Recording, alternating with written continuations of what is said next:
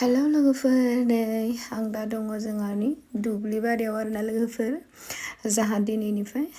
माइ गायनो नागिरदों आरोना लोगोफोर ओमफ्राय नै लोगोफोर अबस्था गैया दै गैया नालाय लोगोफोर बिराद टेनसन आरोना दै सारनानैसो गायनो नागिरदों 3.5 बिगाखौ दै सारबाय आरोना लोगोफोर नै ओमफ्राय लोगोफोर नै नेक्स्ट शुक्रबार दिना आङो बिमाया थिननायलाय माइखौ आखाइ होजेननो होननानै थांबाय आरोना ओमफ्राय बे आखाइ होजेननायाव लोगोफोरनि नेम दङनो खायफा गुबुन गुबुन नेम खालामनानै गायो ओमफ्राय बिमाया थिननायलाय आंबो नै खोथिया आखासे लानानै लोगोफोर ओमफ्राय खोथियाखौ मा होनो खेवनानै आङो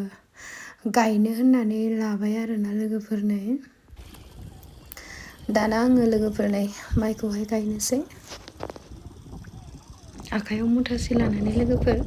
खायफा गुबुन गुबुन नेम खालामो आरोना लोगोफोर नै बिमा लोखिनि मुं लानानै आङो माइखौ गायबाय आरोना लोगोफोर ओरैनो एसे रायसंनानै बिराद फैसा थांबाय आरोना लोगोफोर बेखिनियावनो 3.5 बिगायावहाय ओरैनोथ' दैयानो गैखाया नै लोगोफोर बे आं माइ गायनायनि जिंनियाहाय ओरैबायदि जाना दं हायानो नै लोगोफोर गावरामजोबनाय आरोना लोगोफोर नै दै एसे गैया बिराद माने गानो हायि रखम हायाबो रजं बायदि जाजोबना दं आरोना लोगोफोर ओमफ्राय लोगोफोरनो आङो लारिनै गायनानै जिहेथु आं थाव लाबोदोंमोन ना थाव ओमफ्राय खुन बेखौ मा होनो बिजौआवहाय बोस्रोदनानै होनाय ना मा होनो लोगोफोर फुननानै होबाय आरोना गाहायनिफ्राय गोजौसिम लारिनै गायनानै लोगोफोर बिमाया जा नेम खालामनो खिन्थादों बेखौनो आंबो खालामबाय आरोना लोगोफोर नै लोगोफोर अमा बेदर साहा दिनै